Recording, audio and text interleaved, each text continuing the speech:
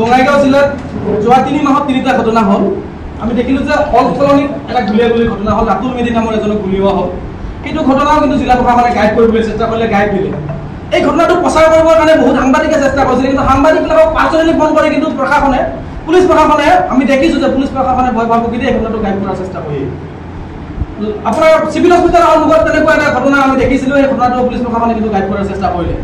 এই বিকাশ সিং আৰু কোনোবা গুপ্তা এজন, এইবিলাক আপোনাৰ মিহি গুণ্ডা, এই মিহি গুণ্ডাবিলাকে যিবিলাক কাৰবাৰ কৰি আছে, এই কাৰবাৰবিলাকক পুলিচে কিন্তু গাইড কৰি দিয়াৰ কাৰণে এটা প্ৰচেষ্টা বঙাইগাঁও পুলিচক আমি দেখা পাইছোঁ। এই কাৰবাৰটো বেয়া কথা।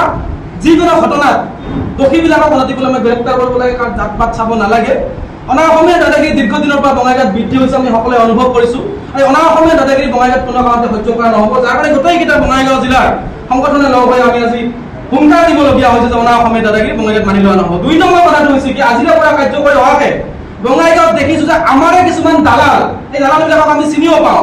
এই দালালবিলাকে আমাৰ সাধাৰণ খিলঞ্জীয়া মানুহবিলাকক ফুজুলাই আমাৰ মাটিবিলাক কিন্তু অনা অসমীয়া চক্ৰক বিক্ৰী কৰি আছে। গতিকে আজিৰে পৰা বঙাইগাঁৱত এই দালাল চক্ৰটো সাৱধান হওক, কাৰণ আপোনালোকক আমি ভালকৈ চিনি পাওঁ।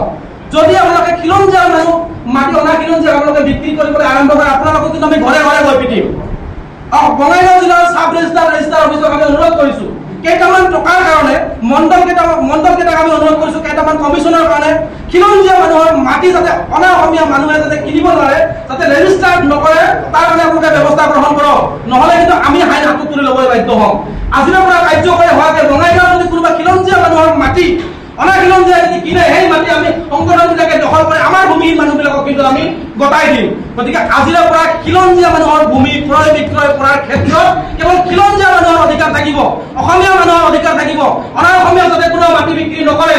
যদি মাটি বিক্ৰী কৰা হয়, সেই দালালবোৰক কিন্তু আমি ঘৰত গৈ পিটিম। যাতে কোনো কাৰণতে ৰেজিষ্টাৰ নহয়। বঙাইগাঁও জিলা প্ৰশাসন, বঙাইগাঁও ৰেজিষ্টাৰ অফিচ, চাব ৰেজিষ্টাৰ অফিচক আমি অনুৰোধ জনাইছোঁ, আপোনালোকে অনা খিলঞ্জীয়া মানুহক মাটি ৰেজিষ্টাৰ দিয়া বন্ধ কৰক, নহ'লে কিন্তু আমি আইন হাতত তুলি ল'বলৈ বাধ্য হ'ম। কোন চৰকাৰী বিষয়ে আমি কিন্তু এটা চাবলৈ আমাৰ সময় নহ'ব।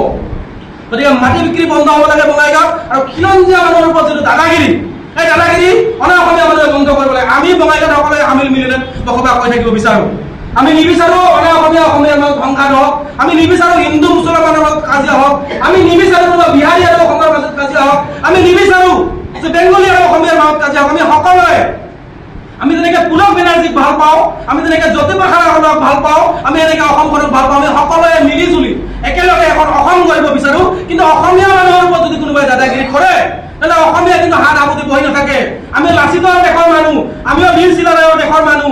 কোনোবা নিমকি গুণ্ডাই যদি আমাৰ হস্পিটেলত আহি তালা মাৰে, তেওঁৰ পিঠিৰ বাকলি এৰুৱাই দিয়া হ'ব। কথা স্পষ্ট কথা। আৰু বঙাইগাঁও জিলা পুলিচ প্ৰশাসনে বাকীকেইটা অপৰাধীক গ্ৰেপ্তাৰ কৰক, অনতিপলমে তেওঁলোকক জেলত তুলি পঠিয়াই দিয়ক। আমি যোৱাকালি এখন ফটো দেখিলোঁ, ফটোখন হাঁহি বিকাশ সিং আৰু এজন কোনোবা গুপ্তাই পুলিচৰ লগত ফটো ছেছনত আৰম্ভ হৈছে। ফটো ছেছন কৰিবলৈ তেওঁলোকক গ্ৰেপ্তাৰ কৰা হৈছে নেকি? বঙাইগাঁও পুলিচৰ SP সুধিব খুজিছোঁ, তেওঁলোকক ফটো ছেছন কৰাৰ কাৰণে গ্ৰেপ্তাৰ কৰা হৈছে নেকি? তেওঁলোকে হাঁহি আপোনালোকৰ নিমন্ত্ৰণ কৰা মানুহ দুজনে ফটো উঠিছে, কি কৰিছে মানে? আপোনালোকে ট্ৰিটমেণ্ট কৰা নাই তেওঁলোকক, অতিথিৰ কাৰণে মানে ভাগ দিছে নেকি তেওঁলোকক?